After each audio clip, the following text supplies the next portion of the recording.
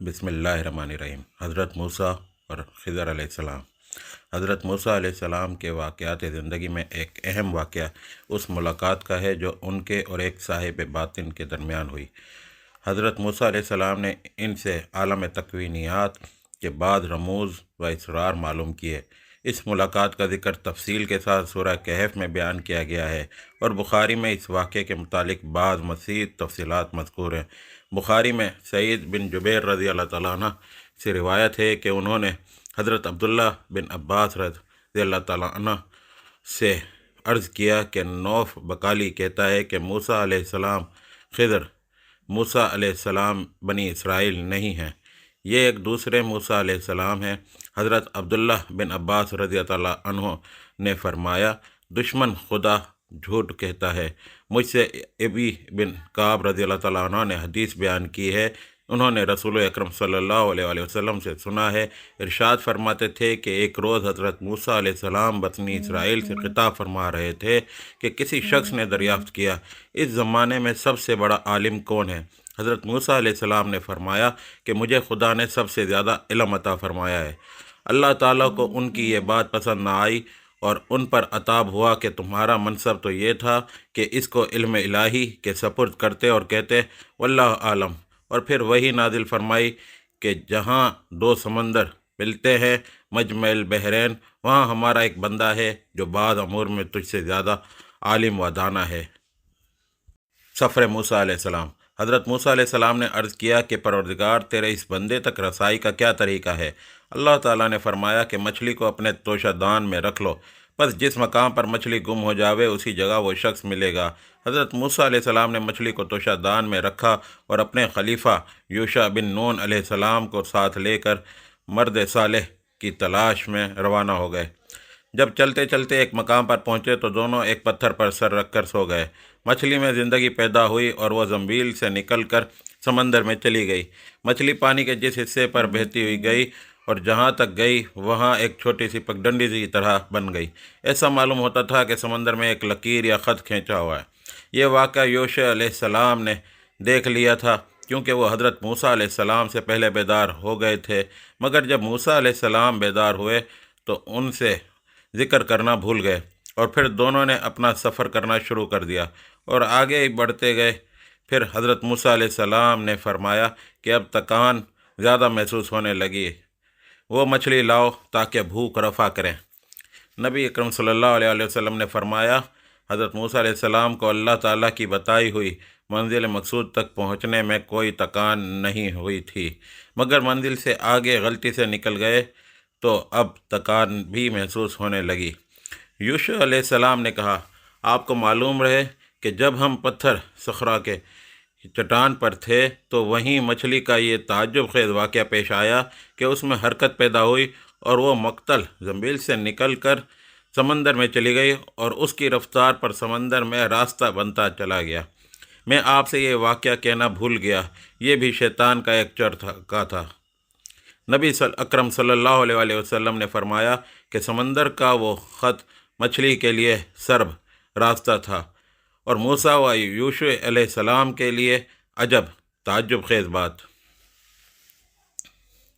मूसा अलैहिस्सलाम की मुलाकात खिज़र अलैहिस्सलाम। हज़रत मूसा अलैहिस्सलाम ने फरमाया, जिस मकाम की हमको तलाश है वो वही मकाम था, और ये कहकर दोनों फिर एक दूसरे से बातचीत करते हुए उसी राह पर लौटे और उस सखरा पत्थर की चट्टान तक जा पहुँचे। वहाँ पहुँचे तो देखा कि इस जगह उम्दा लिबास पहने हुए एक शख्स बैठा है।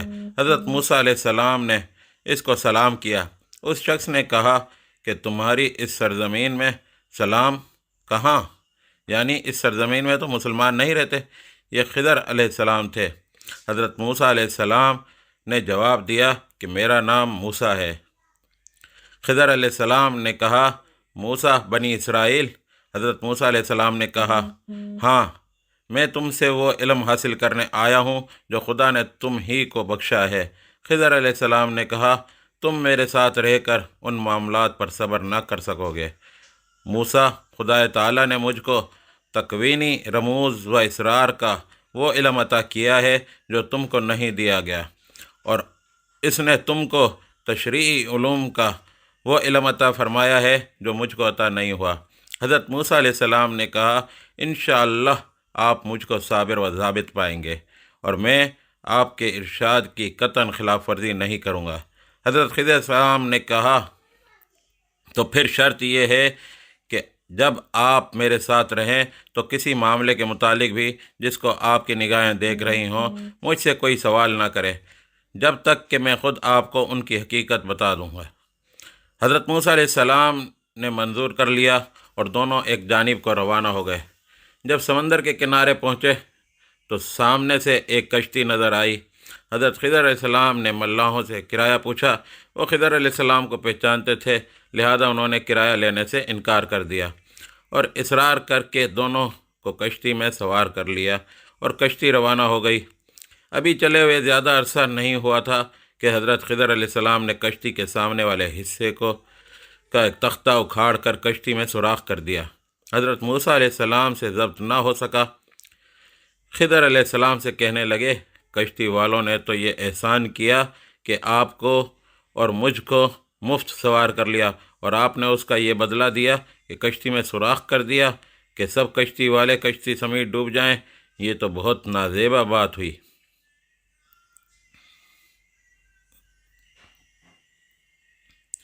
حضرت خضر علیہ السلام نے کہا میں نے تو پہلے ہی کہا تھا کہ آپ میری باتوں پر صبر نہ کر سکیں گے، آخر وہی ہوا۔ حضرت موسیٰ علیہ السلام نے فرمایا کہ مجھے وہ بات بالکل فراموش ہو گئی، اس لیے آپ بھول چوک پر مواخذہ نہ کریں اور میرے معاملے میں سخت گیری سے کام نہ لیں۔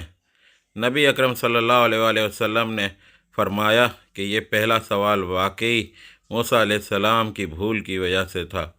اسی اثنا میں ایک چڑیا کشتی کے کنارے آ کر بیٹھی اور پانی میں چونچ ڈال کر ایک قطرہ پانی پی لیا۔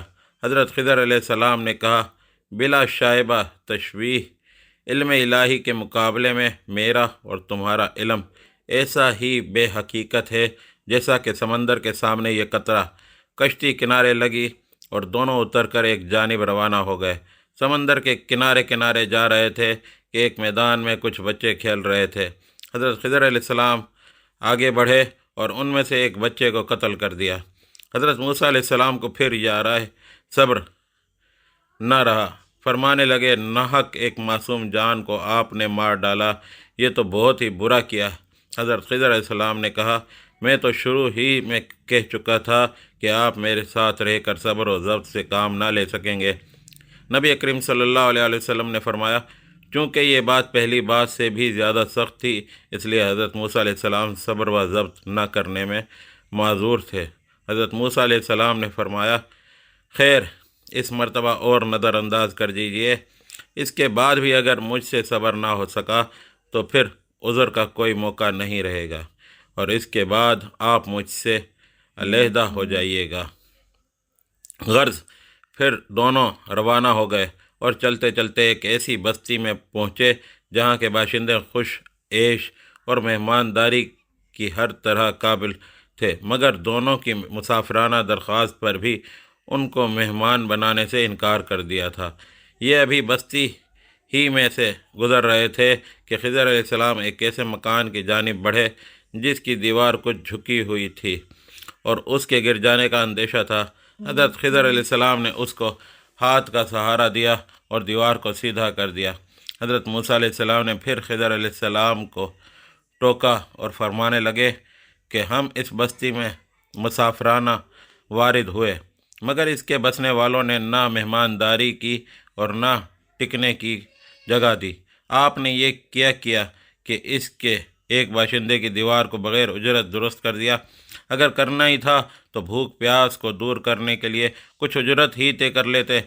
حضرت خضر علیہ السلام نے فرمایا اب میری اور تمہاری جدائی کا وقت آ گیا ہے، ھذا فراق بینی و بینکم۔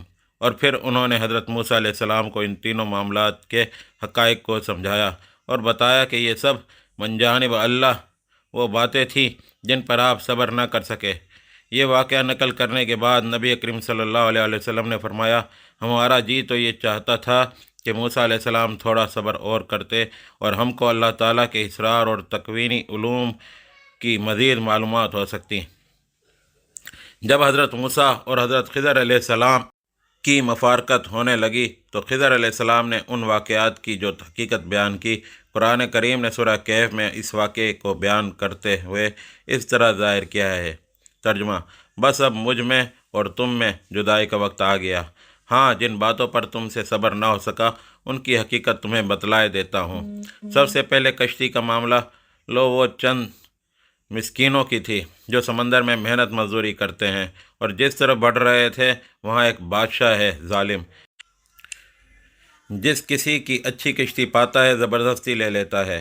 میں نے چاہا اس کی کشتی میں عیب ڈال دوں تاکہ عیبی سمجھ کر اس کو چھوڑ دے۔ رہا لڑکے کا معاملہ تو اس کے ماں باپ مومن ہیں۔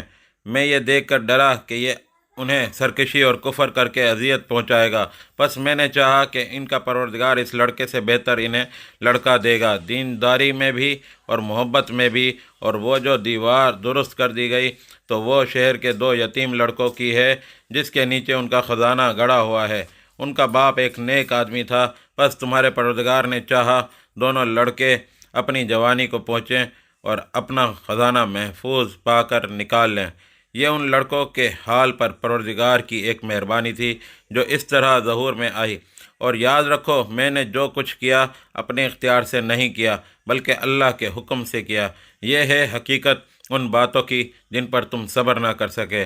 قرآن عزیز نے اس واقعے کی شروع میں خضر علیہ السلام کے اس علم کے متعلق کہا ہے وَعَلَّمْنَاهُ مِن لَدُنَّا عِلْمًا، اور ہم نے اس کو اپنے پاس سے علم عطا کیا۔ اور قصے کے آخر میں خضر کا یہ قول نقل کیا۔ ترجمہ: میں نے اس سلسلے میں واقعات کو اپنی جانب سے نہیں کیا۔ تو ان دونوں جملوں سے معلوم ہوتا ہے کہ اللہ تعالیٰ نے خضر علیہ السلام کو بعض اشیاء کے حقائق کا وہ علم عطا فرمایا تھا جو تکوینی رموز و اسرار اور باطنی حقائق سے متعلق ہے، اور یہ ایک ایسا مظاہرہ تھا جس سے اللہ تعالیٰ نے اہل حق پر یہ واضح کر دیا کہ اگر عالم ہست و بود کے تمام حقائق سے اسی طرح پردہ اٹھا دیا جائے جس طرح بعض حقائق کو خضر علیہ السلام کے لیے بے نقاب کر دیا گیا تھا، تو اس عالم کے تمام احکام ہی بدل جائیں اور عمل کی آزمائشوں کا یہ سارا کارخانہ درم برم ہو کر رہ جائے۔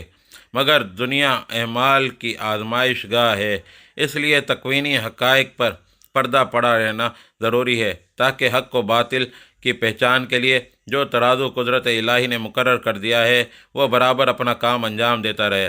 سورہ کہف کی ان آیات کے مطالعے سے یہ بخوبی اندازہ ہو جاتا ہے کہ حضرت موسیٰ علیہ السلام چونکہ اولو العزم پیغمبر اور جلیل المرتبت رسول تھے اور تشریع علوم و احکام کی تبلیغ ان کا منصب تھا، اس لیے وہ ان تکوینی اسرار کے مظاہرے کو برداشت نہ کر سکے اور باوجود وعدہ صبر کے تشریع منکرات کو دیکھ کر ضبط نہ کر سکے، اور حضرت خضر علیہ السلام کو امر بالمعروف اور نہی عن المنکر کا مخاطب بناتے رہے، اور آخر کار جدائی کی نوبت آ گئی۔ بخاری کی مستورہ بالا حدیث میں سورہ کہف کے ذکر کردہ واقعات سے چند باتیں زیادہ ہیں جو اصل کی تمہید یا مزید تشریح کے طور پر بیان ہوئی ہیں، اور اس حدیث ہی نے یہ بھی بتایا ہے کہ اس عہد صالح کو خضر علیہ السلام کہتے ہیں۔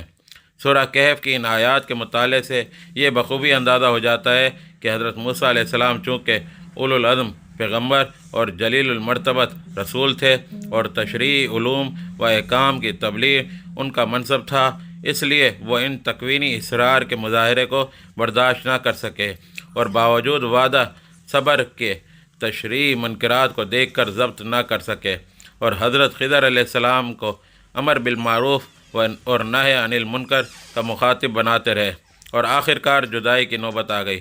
بخاری کی مستورہ بالا حدیث میں سورہ کہف کے ذکر کردہ واقعات سے چند باتیں زیادہ ہیں، وہ اصل کی تمہید یا مزید تشریح کے طور پر بیان ہوئی ہیں، اور اس حدیث ہی نے یہ بھی بتایا ہے کہ اس عبد صالح کو خضر علیہ السلام کہتے ہیں۔ اس مقام پر چند باتیں قابل بحث ہیں۔